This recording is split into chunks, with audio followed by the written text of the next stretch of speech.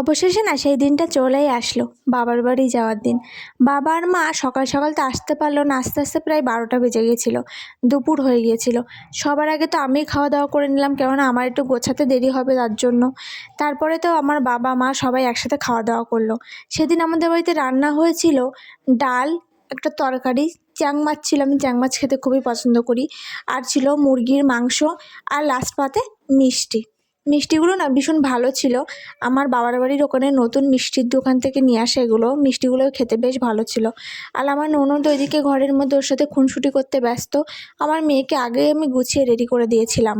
আমি এইদিকে যতক্ষণে গুছাচ্ছিলাম, বাড়ির সবাই মিলে ততক্ষণে খাওয়া দাওয়া করে নিচ্ছিল। আর আমার ব্যাডিংগুলো তোমাদের আগের ভিডিওতে বলেছিলাম দেখাবো, অবশ্যই দেখো কতগুলো ব্যাডিং হয়েছে। দেখো এখানে এই যে বড় বড় দুটো ব্যাগ, আর এইখানে এই যে বড় বড় দুটো খাঁচা, আর তাছাড়া আছে একটা ছোট্ট টিফিন কোটো, যেটা মার বাড়ির থেকে নিয়ে আসা হয়েছিল আর দিয়ে আসা হয়নি। ওর মধ্যে আমার সোনার কিছু ভিজে জামা কাপড় আমি ভরে নিয়েছিলাম। কি করব, ভিজে কিছু ঠোঙার মধ্যে নিলে ভালো হতো, কিন্তু আমি ওর মধ্যে নিয়েছি। তারপরে দেখো সোজা বাবার বাড়িতে এন্ট্রি করে তারপরের ভিডিও। এখানে এসে আগে নিজের ঘরটাই গোছাতে শুরু করলাম। না না, আগে সেই পুরোনো খাটটা নেই, বাবা নতুন একটা স্টিলের খাট কিনেছে। আগের খাটটা না ভেঙে গেছিলো, ওই জন্য এই খাটটা নিয়েছে। এই খাটটাতেই ঘরের মধ্যে এতটা জায়গা নিয়ে নিয়েছে যে ঘরের মধ্যে তো এই বাক্সটা বার করে বাইরে রাখা হয়েছে। আর এই খাটটা আমি গুছিয়ে নিচ্ছিলাম, কেননা খাট পুরোপুরি ভালোভাবে না গোছালে আর পরে আর সময় পাবো না।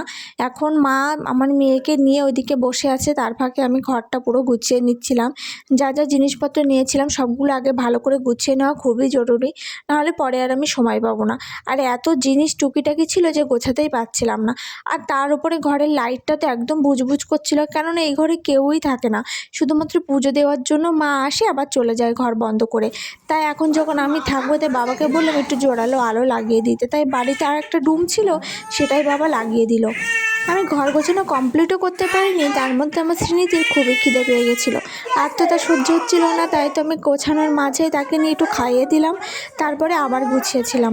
সব কিছু কমপ্লিট না করলে খাটের পরে ছড়িয়ে ছিটিয়ে থাকলে আমি তো শুতেও পারবো না। আর এখন ঘরে বাক্সটাও নেই যে তার উপরে আমি সব কিছু রাখবো পরে গোছানোর জন্য।